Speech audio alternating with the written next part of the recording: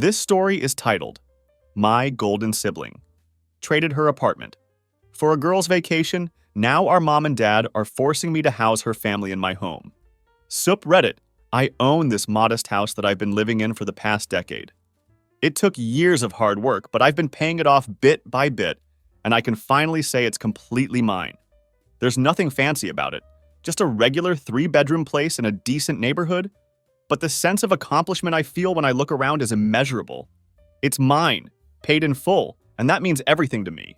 You know that feeling when you've worked your butt off for something, and you can finally just sit there and think, yeah, I did that? That's exactly where I'm at in my life right now. A decade of mortgage payments, careful budgeting, and prioritizing long-term security over short-term pleasures has finally paid off.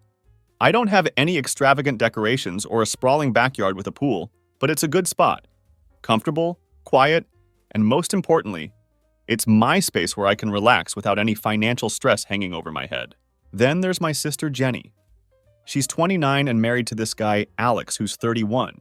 They're what most people would describe as free spirit types. You know the kind, the ones who are always talking about how everyone else is wasting their life in the grind and working boring 9-to-5s while they're out there living their best life, or whatever inspirational phrase is trending on Instagram that week. They've been like this ever since they got together years ago, always planning some grand escape from what they call the rat race. To be honest, I never thought they'd actually follow through with any of it. I mean, everyone daydreams about quitting their job and traveling the world at some point, right?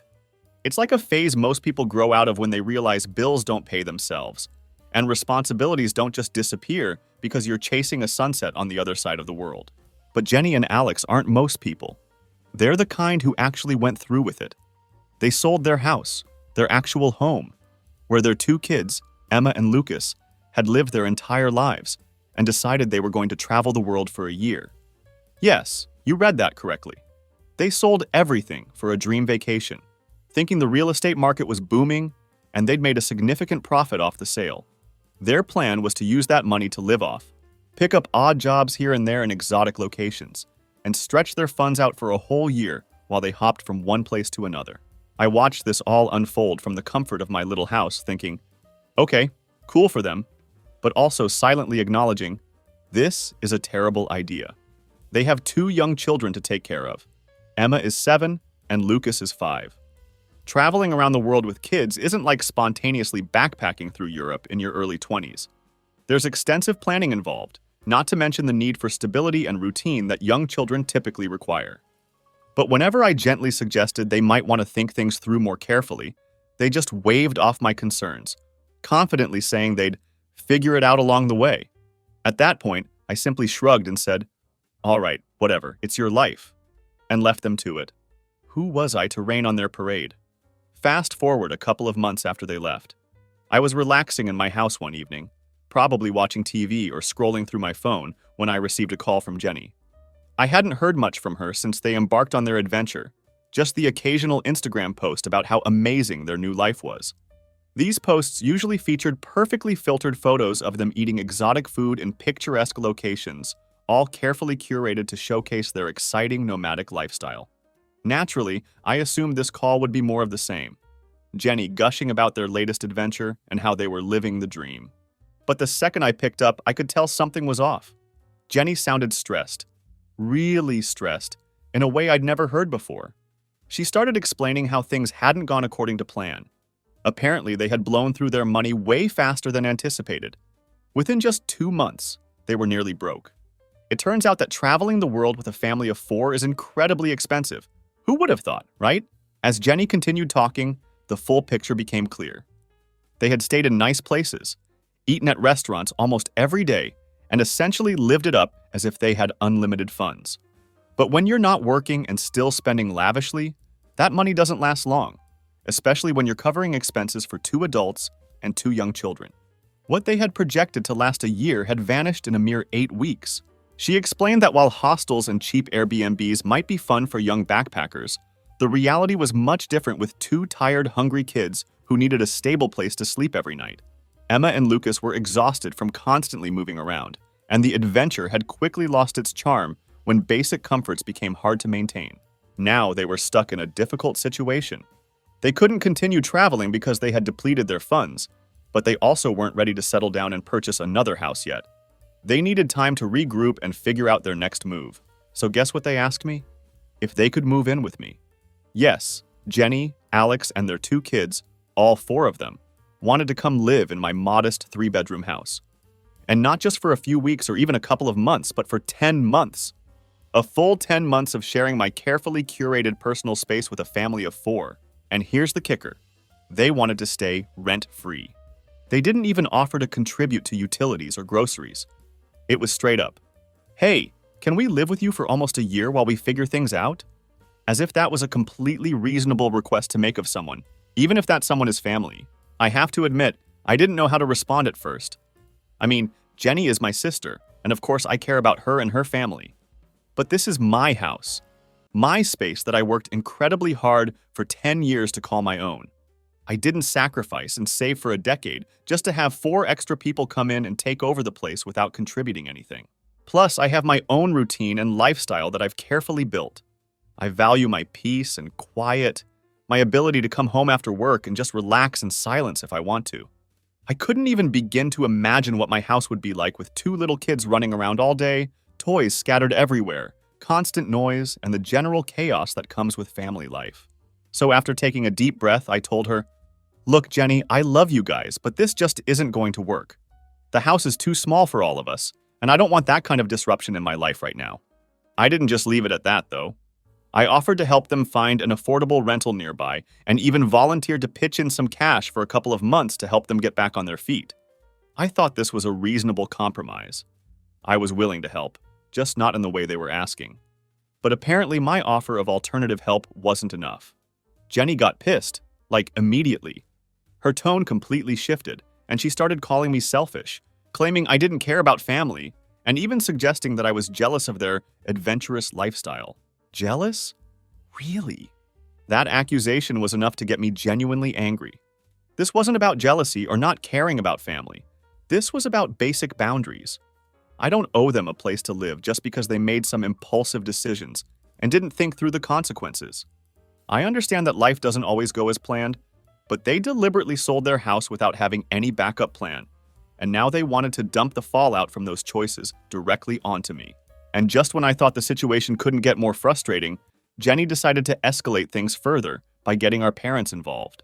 Now my parents live in a tiny apartment, so they physically couldn't take in Jenny's family of 4 even if they wanted to. But instead of understanding my perspective, they started pushing me to let Jenny and her family move in. My mom called and launched into a lecture about how family helps family, and that I should be more understanding of Jenny and Alex's situation. She told me I didn't understand the value of experiences, and that I should be more supportive of their lifestyle choices, regardless of how those choices were now affecting others. Supportive? I had offered them support. I offered to help them find a rental and even cover part of their expenses for a couple of months while they got back on their feet. But apparently, that kind of practical assistance wasn't what they were looking for. They wanted the whole package: free rent, unrestricted access to my house, and my personal space for almost a year, all without having to contribute anything in return. And here's what really got under my skin.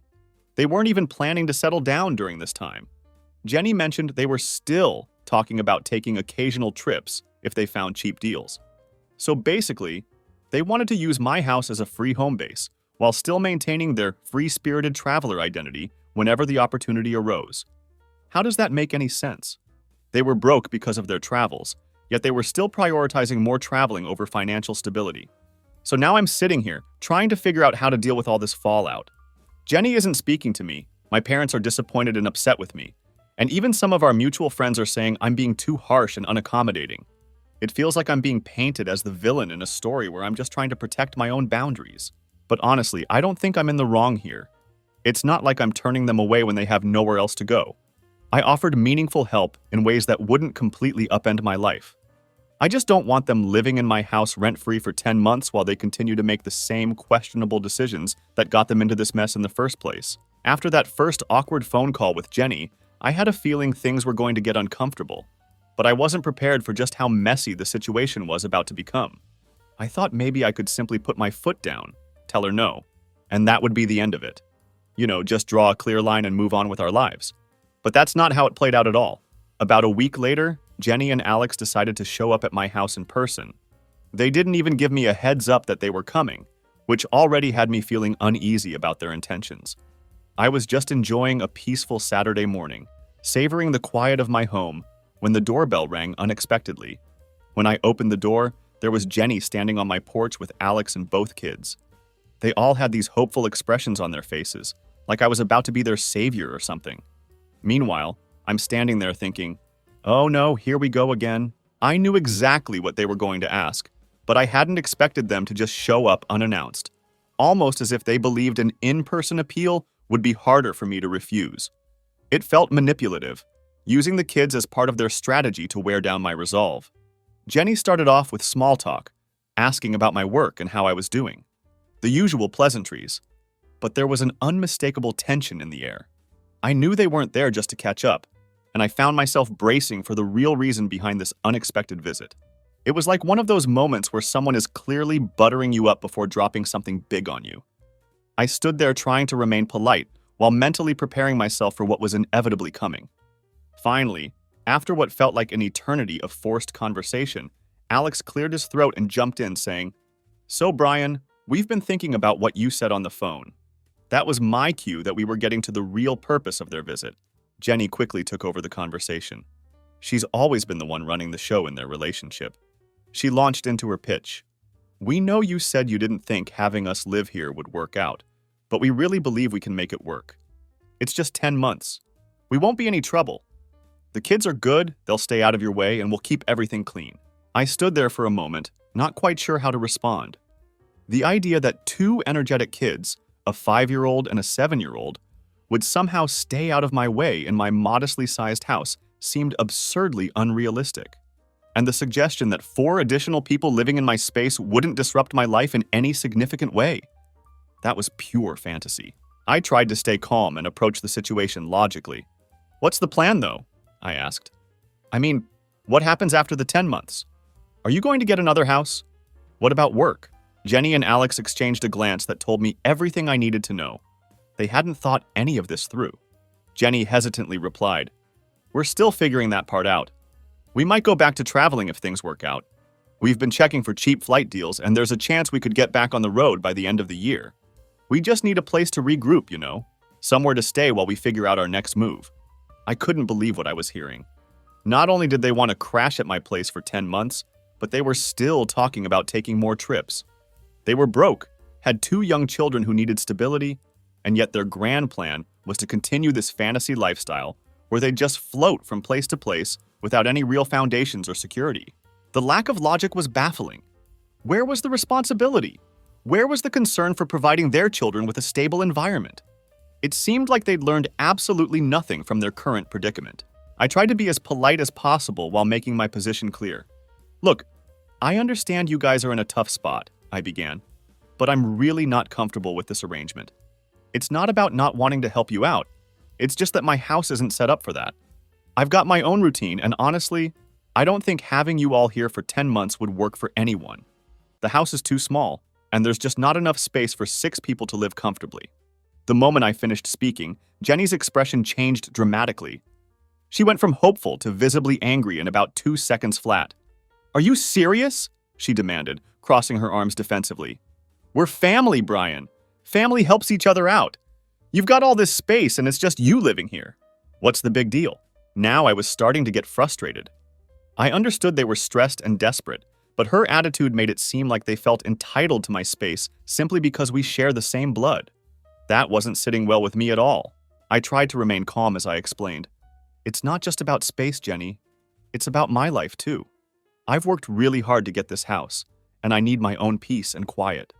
I'm happy to help you in other ways, but having you all live here for almost a year? I just don't see that working." Alex finally jumped in, probably sensing that tensions were rising. He tried to play peacemaker, saying, "Maybe we can work something out. What if we helped around the house? We could do chores, cook meals, whatever you need, and we'll be out during the day. You won't even notice we're here." The suggestion was ridiculous. Of course I'd notice 4 extra people living in my house. How could I not? My peaceful home would suddenly be transformed into a chaotic family dwelling with toys everywhere, constant noise, and zero privacy. and the idea that they would be out during the day made absolutely no sense. They had 2 small children. Where were they planning to go? They were broke, so it's not like they could afford to take the kids on daily outings or activities. The whole proposal was completely disconnected from reality. I shook my head firmly and said, "I appreciate the offer, but no, I just can't do it. Sorry." That's when Jenny completely lost it. She started ranting about how I've always been stingy with my resources and how I don't understand what it means to really live. According to her, I've never taken any risks in my life, and I'm just a boring guy with a boring existence. Then came the kicker. She suggested that I was probably jealous of their adventurous lifestyle and the experiences they've had. Yes, she actually went there, as if I was envious of their current homeless and penniless situation. At this point, I was genuinely angry, though I tried not to let it show too much. I took a deep breath and responded as calmly as I could. "Jenny, this isn't about me being jealous or anything like that. It's about boundaries. You guys made your choice to sell your house and live this lifestyle. That's fine. But now you're asking me to take responsibility for the consequences of your decisions. And that's not fair." She wasn't having any of it. "We wouldn't be asking if we had any other option," she fired back. "You think we want to be here begging for help? No, but this is what family does, Brian. They help each other out when things get tough. I thought you of all people would get that." Throughout this exchange, Alex just looked increasingly uncomfortable. He wasn't saying much anymore, just staring at the floor while Jenny continued her tirade about how selfish and heartless I was being.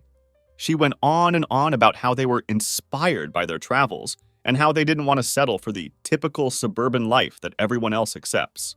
All I could think was, yeah, but you need money for all of that, don't you? It takes financial stability to support the kind of lifestyle they were romanticizing, and they clearly didn't have that figured out. Finally, I'd had enough of the guilt-tripping and accusations. I stated firmly, "Look, I'm sorry, but my answer is still no. I can't have you guys living here. It's just not going to work." They stormed out after that, with Jenny muttering something about how they'd figure it out without my help. I closed the door behind them and felt a wave of relief wash over me. I didn't want to keep arguing, but I could already tell that this confrontation wasn't the end of the drama, and I was right. After Jenny and Alex left my place, I thought maybe things would cool down. Perhaps they'd realize that they were the ones who had made poor decisions, and that expecting others to bail them out wasn't reasonable. But I couldn't have been more wrong. A couple of days later, the real fallout began. I was relaxing at home, enjoying my usual routine, when I received a call from my mother. Normally when she calls, it's just to check in or ask if I've been eating enough vegetables. Seriously, she still does that even though I'm an adult. But I could tell right away this conversation was going to be different. She started with, "Brian, I need to talk to you about Jenny." And my heart immediately sank. I knew exactly where this was headed. Apparently, Jenny had gone straight to our parents after leaving my house. She had given them her entire sob story about how I had cruelly refused to help them when they were down and out. Of course, she framed the narrative in a way that cast me as the villain of the piece. My mom's voice dripped with disappointment, as if I'd done something truly terrible. "I don't understand why you wouldn't help your sister, Brian," she said reproachfully. "They're in a tough spot, and family's supposed to help each other." I tried to keep my composure, but I was already feeling irritated. I carefully explained what had actually happened, how I had offered to help them find a rental and even volunteered to give them some money to get back on their feet. But they weren't interested in those solutions. They specifically wanted to move into my house for 10 months without paying rent. I described how their entire plan seemed ridiculous to me, how they had blown through all their money without any forethought, and now they expected me to bail them out of the consequences. But my mom didn't seem to see things from my perspective at all. "They made a mistake, Brian, but they're still family," she insisted. "You have the space. It wouldn't be forever, just long enough for them to figure things out." Here's the thing about my mom. She has this unique ability to make you feel guilty without explicitly trying to. She's not mean or manipulative in a calculated way, but she's always dropping these subtle comments that make you feel like you're failing at being a good son or brother. It's emotionally exhausting to deal with, especially when you know you're making a reasonable decision.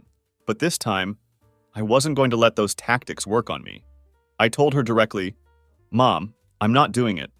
I love Jenny, but she and Alex need to take responsibility for their choices. It's not my job to let them crash at my place because they didn't plan properly." She clearly didn't like my answer, but she seemed to reluctantly accept it for the moment and let the conversation end there. I thought perhaps we were done discussing the matter, but I couldn't have been more wrong. The very next day, my father called. Now my dad is a completely different story compared to my mom. He's not the guilt trip type. He's more the tough love, direct confrontation type. When he's upset about something, you're going to hear about it straight away. No sugarcoating or subtle hints. "Brian," he said immediately after I answered, "I hear you've been giving your sister a hard time." I tried to explain my position again, but he cut me off before I could get very far. He launched into a lecture about how I was being selfish and how I've always been the one who had it easy in life. Easy? That was rich coming from him. As if working diligently for 10 years to pay off my mortgage was somehow taking the easy path.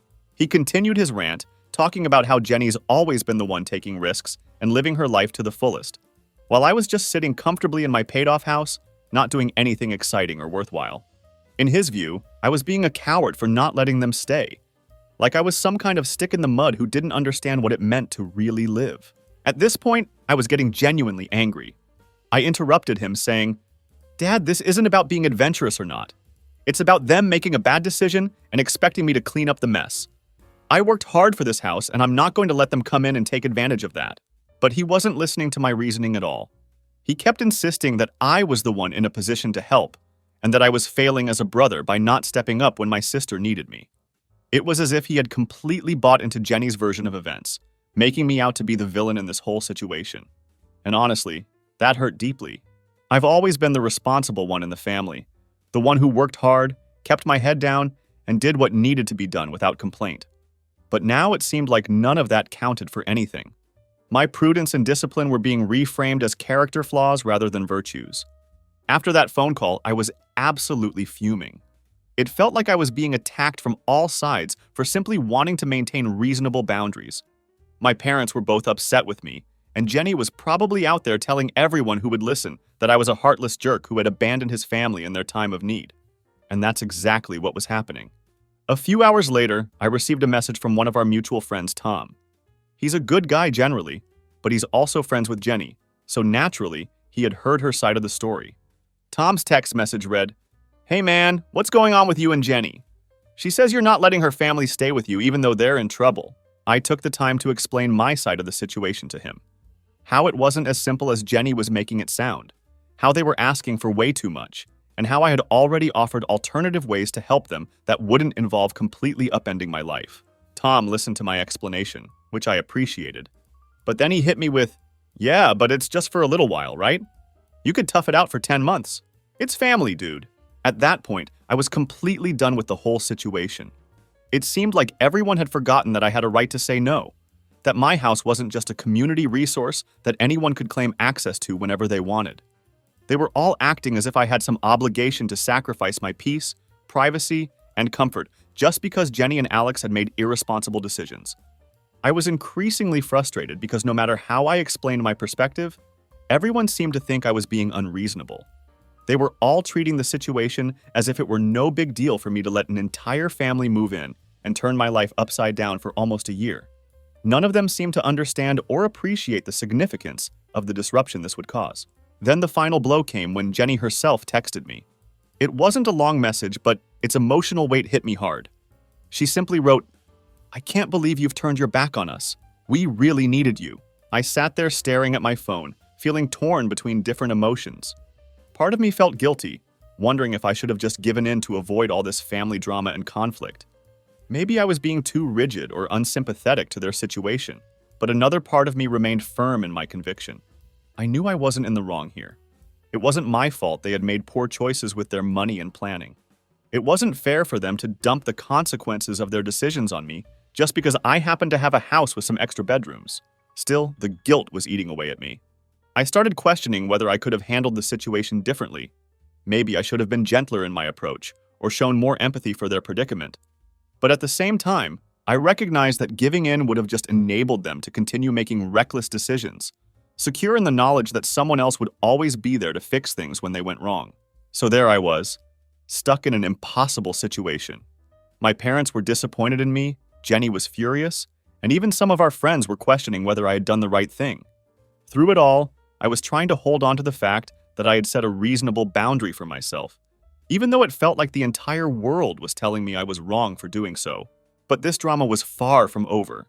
As much as I wanted to just walk away from all the conflict and tension, Jenny wasn't ready to let things go yet. After all the phone calls and text messages, I thought perhaps things would eventually blow over if I just ignored the situation for a while.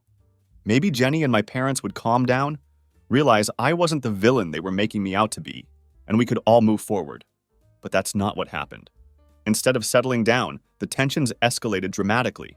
My mom continued calling me every couple of days, still trying to play the mediator. The conversation was always the same.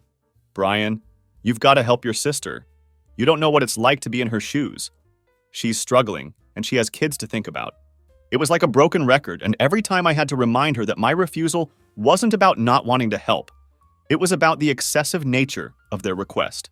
I pointed out repeatedly that they weren't in danger of being homeless on the streets. I had offered assistance in other ways, but nothing I said seemed to make any difference. Then one evening, I heard an unexpected knock at my door.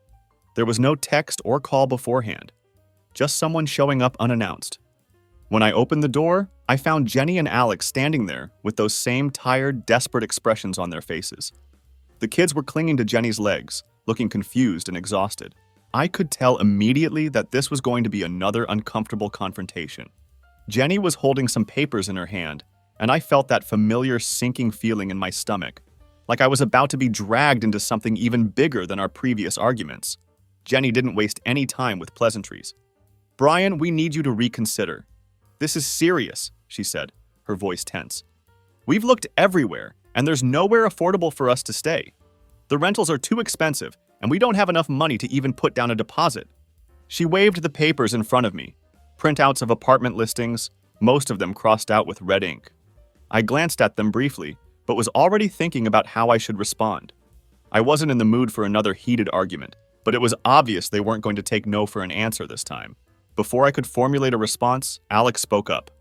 This time, he wasn't the calm, quiet mediator from our previous conversation. He was visibly frustrated and angry. "We've tried everything, Brian," he said, his voice rising slightly. "We're out of options. You've got this house all to yourself, and you're just sitting on it while we're struggling. You really can't let us stay for a little while?" His accusatory tone immediately irritated me. I'd already had this conversation multiple times, and every time I explained my position, they just kept pushing as if my boundaries meant nothing. "I've told you guys before," I said firmly. "I'm not comfortable having 4 extra people in my house for nearly a year. I offered to help you find something else. I even offered money, but you're not listening. I can't let you move in. That's final." But Jenny wasn't backing down this time. She stepped closer, and I could see that her voice was shaking, like she was on the verge of tears. "Brian, we have nowhere else to go," she pleaded. "The kids are exhausted. We're exhausted. We're not asking for much, just a roof over our heads for a little while. We'll pay you back when we get back on our feet. Please, you're our last hope." I looked at Emma and Lucas, standing there looking confused about the whole situation. They probably didn't understand what was happening or why the adults were arguing. And honestly, that made me feel terrible. It wasn't their fault their parents had made bad choices, and I hated that they were caught in the middle of this mess. But I couldn't let that guilt manipulate me into making a decision I knew I would regret. I had to stand firm, or else this whole situation would completely take over my life. I took a deep breath and gave my answer. "I'm sorry, but I can't. I know it's hard, but this isn't the solution. You need to find another way forward." That's when Jenny completely snapped. She went from sad and pleading to absolutely furious in an instant. "You're unbelievable!" she shouted, her voice echoing through the hallway. "You're just sitting here living comfortably while your own family is suffering. I can't believe how heartless you've become. You've changed, Brian. You're not the brother I grew up with." Her words hit me hard, but I was too angry to let them sink in. I fired back without hesitation. "I haven't changed. You're the one who's acting entitled, thinking you can just show up and expect me to bail you out because you didn't plan ahead. I didn't create this mess. You did, and now you want me to fix it for you. That's not how this works." The argument quickly spiraled out of control from there. Alex jumped in, saying I'd always been the selfish one in the family and that I'd never been there for them when they needed me. He started bringing up incidents from years ago, random things that had no relevance to our current situation, like how I hadn't lent him money for some half-baked side business idea he'd had way back when. It felt like they'd been storing up all this resentment for years. just waiting for the perfect opportunity to throw it all in my face. The whole scene was surreal. Standing in my own doorway, being accused of being the worst brother imaginable when all I'd done was set a reasonable boundary. At this point, we were all shouting over each other. The kids were crying, clearly upset by the adults' behavior, and the whole situation had devolved into a complete disaster. I stood there wondering how things had gone so badly off the rails. Finally, I'd had enough. "Enough!" I shouted. "This is my house, and I've made my decision. I'm not changing my mind. Now I think you need to leave." Jenny looked at me like she couldn't believe what she was hearing. She opened her mouth as if to say something else, but then just shook her head in disgust. She grabbed the kids' hands and stormed off toward their car, with Alex following closely behind, shooting me a venomous glare as if I were some kind of monster. As they walked away, I experienced a strange mix of emotions: anger at their entitlement, guilt over the crying children, and relief that they were finally leaving. I knew I had made the right choice by standing my ground, but it didn't make the confrontation any less painful. I watched them get into their car and drive off, and for a long moment, I just stood in my doorway, wondering what would happen next. I couldn't shake the feeling that this explosive argument wasn't going to be the end of our conflict, and sure enough, I was right. Later that night, my phone began blowing up with messages from various family members. Jenny had gone into full-on drama mode and told everyone her version of what had happened. She was making it sound like I had heartlessly kicked them out onto the streets, as if they were completely homeless with nowhere to go, while I sat comfortably in my big house, laughing at their misfortune. My aunt, my cousins, and other relatives who rarely even contacted me were suddenly texting me with messages like, "How could you do this to Jenny and the kids?" And, "You've got a big house and they just need a place to stay." It was as if the entire family had collectively bought into Jenny's narrative that I was some sort of villain hoarding my home, while my sister and her family suffered unnecessarily. No matter how many times I attempted to explain my side of the story, that I had offered other forms of help, that they wanted to stay for 10 months rent-free, that they were still planning future travels despite their financial troubles, no one seemed to be listening. They all just kept parroting the same phrase, "Family helps family." By the end of the night, I was completely exhausted. I had spent hours defending myself against these accusations, but it felt like no one cared about my perspective. Jenny had successfully turned everyone against me, and now I was cast as the villain in this whole mess. But despite the pressure and guilt tripping, I remained firm in my decision. I wasn't going to let them manipulate me into doing something that would make my life miserable for the better part of a year. I knew I had done the right thing, even if no one else could see it from my point of view. I just had to figure out how to weather the ongoing fallout from my choice. After the whole family explosion and the barrage of messages coming at me from all directions, I was ready to just disconnect from everything for a while. I seriously considered turning my phone off, locking the doors, and waiting for the storm to pass. But of course, things weren't going to calm down that easily. If anything, the situation was about to escalate to an entirely new level of absurdity. A couple of days went by, and I hadn't heard directly from Jenny or Alex, which should have been a relief. But honestly, the silence made me uneasy, like the quiet before a major storm. I couldn't shake the feeling that they weren't done with me yet, that something bigger was brewing beneath the surface. You know that eerie calm right before a huge argument erupts? That's exactly what it felt like. Sure enough, one morning I woke up to discover a massive post on Facebook that Jenny had written. And naturally, she'd made it public so that everyone in our extended social circle could see it. She was going off about how some people in the family, obviously me, though she didn't name me directly, had abandoned her in her time of need. She portrayed herself and her children as essentially one step away from homelessness, claiming that all they wanted was a little support from someone who was in a position of privilege. The post was filled with melodramatic language, talking about how certain family members were selfish and didn't understand the importance of helping each other when things got tough. She painted herself as a victim of my callousness, conveniently leaving out the part where they had blown through their money in 2 months and were still planning more trips despite their financial troubles. The comment section was a complete disaster. People were jumping in left and right, expressing their outrage at how heartless it was to turn away family in need. Several commenters said they couldn't believe someone would do that to their own sister. Reading through it all, I could feel my blood beginning to boil. These people had no idea what the real situation was. They were just eagerly consuming Jenny's one-sided narrative, and suddenly I was public enemy number one in our social circle. What made it even worse was that a bunch of our extended family had joined the pile-on in the comments. My aunt, who I hadn't spoken to in years and who certainly didn't know the details of our disagreement, chimed in with, "I always knew Brian was selfish." She wrote this as if it were some established fact about my character that everyone acknowledged. Several of my cousins were sharing the post, and I was getting notifications constantly about how I needed to step up and do the right thing for my family. At this point, I was absolutely fuming. I tried to calm down and think rationally about how to respond, but the more I scrolled through the comment section, the angrier I became. It seemed that no matter how much I had explained my perspective to people individually, Jenny had managed to completely control the narrative in public, making me look like the villain.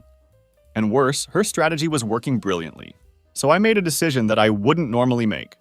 I'm not usually someone who airs personal grievances on social media. I prefer to handle conflicts privately. But this situation had gone too far. If Jenny was going to drag my name through the mud on Facebook, then I felt I had no choice but to set the record straight publicly as well. I wrote a lengthy post in response, carefully explaining my side of the story. I detailed how I had offered to help Jenny and Alex in other ways, how I had volunteered to help them find an affordable rental, and even offered financial assistance to get them back on their feet. I explained that what they had actually demanded was to live rent-free in my house for nearly a year, and how I simply couldn't accommodate this request because it was unreasonable and disruptive to my life.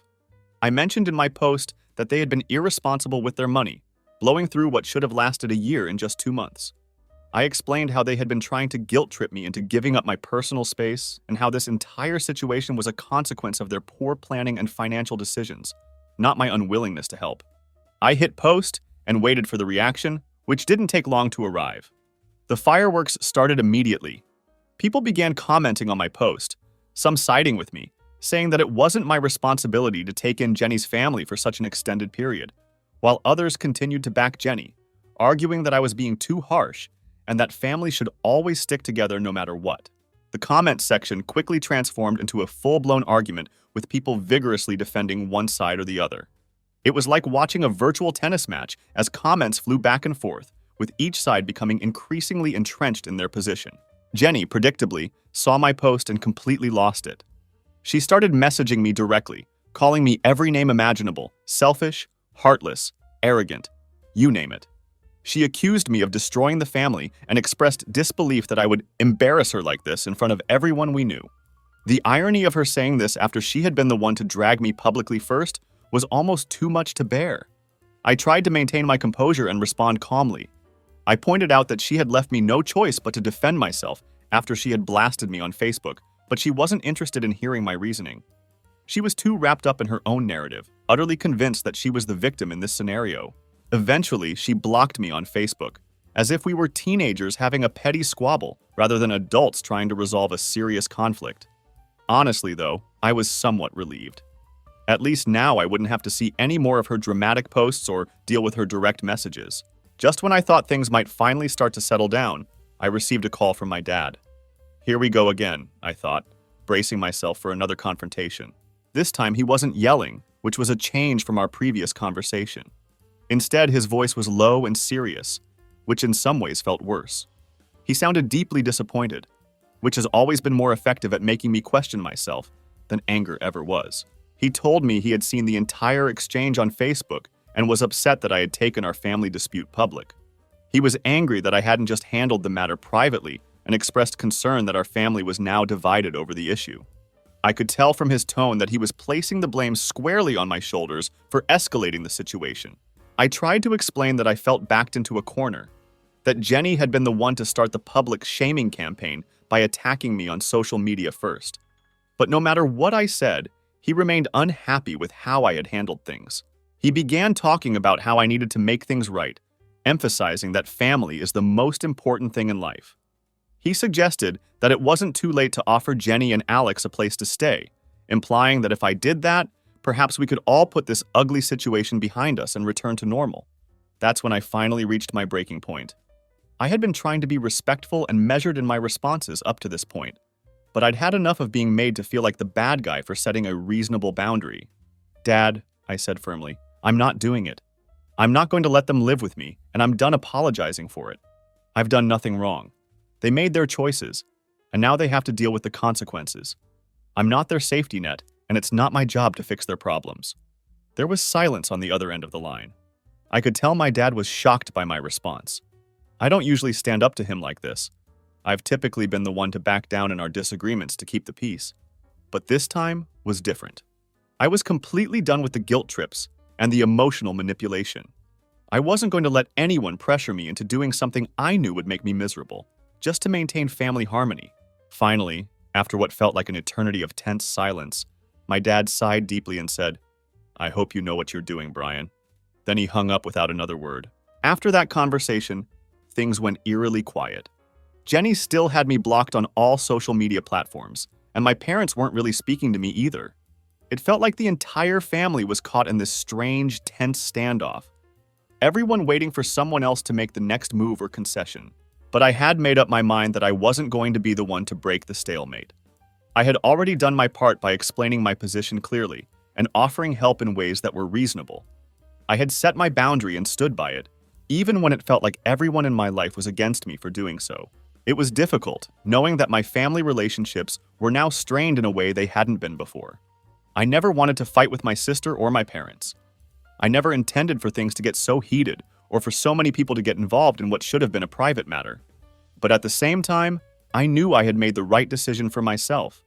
I had set a necessary boundary and defended it, even when it would have been easier to just give in. And yes, perhaps the family dynamic was permanently altered now.